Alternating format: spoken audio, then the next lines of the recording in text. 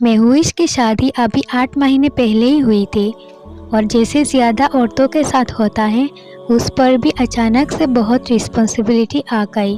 Cooking करना, घर manage करना, हस्बैंड का ख्याल रखना और ऊपर से पार्ट टाइम काम भी करती थी। शुरू में उसने सोचा कि सब कुछ हैंडल कर लेगी, लेकिन धीरे धीरे उसने नोटिस किया कि अब वो नमाज बहुत जल्दी पढ़ती है।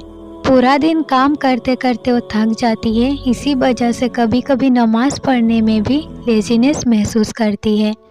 कुरान भी अब पढ़ना कम कर दी है। उसे गिल्ट फील होने लगा, क्या मैं अल्लाह के आगे फेल हो रही हूँ? क्या मैं अपने हस्बैंड के आगे फेल हो रही हूँ? क्या मैं अपने आप को फेल कर रही हूँ? एक दिन उसने रोकर अपनी बेस्ट फ्रेंड से बात करी और उसने कहा, मुझे लगता है कि मैं सांस नहीं ले पा रही हूँ।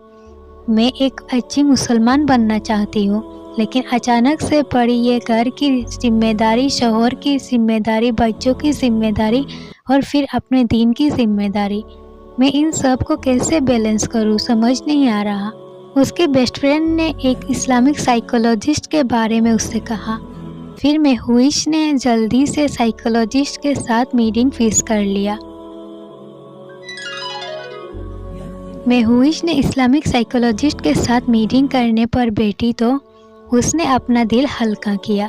महूइश की सारी बातें सुनने के बाद इस्लामिक साइकोलॉजिस्ट ने कहा, महूइश, इस्लाम तुम्हें ये नहीं कहता है कि तुम दीन और दुनिया में तुम्हें कुछ चॉइस करना है। असल में तुम्हारी दुनिया, तुम्हारी कुकिंग, तुम्हारे हस्बैंड का केयर सब इबादत है। उन्होंने कहा, बार बार वक्त निकालने की ज़रूरत नहीं। फजर के बाद 10 मिनट कुरान पढ़ना, कुकिंग करते वक्त इस्लामिक लेक्चर सुनना, सफाई करते वक्त जिक्र करना और जब हस्बैंड का खिदमत करो तो फिर ये सोचो ये सदका है। बैलेंस का मतलब सबको इक्वली वक्त देना नहीं होता है। बैलेंस का मतलब होता है हर चीज़ को उसका हक देना। इस्लामिक साइकोलॉजिस्ट ने उसे कुछ टिप्स दिए। सिर्फ 5 या 10 मिनट डेली कुरान पढ़ने की कोशिश करो। झाड़ू लगाते वक्त, कपड़े फोल्ड करते वक्त, कुकिंग करते वक्त, ये सारे काम करते वक्त जिक्र करते रहो, जैसे सुबहान अल्लाह, अल्हम्दुलिल्लाह, अल्लाहु अकबर। हर काम से पहले 5 सेकंड रुक के नियत बनाओ, या अल्लाह मैं ये काम आपकी खुशी के लिए कर रही हूँ।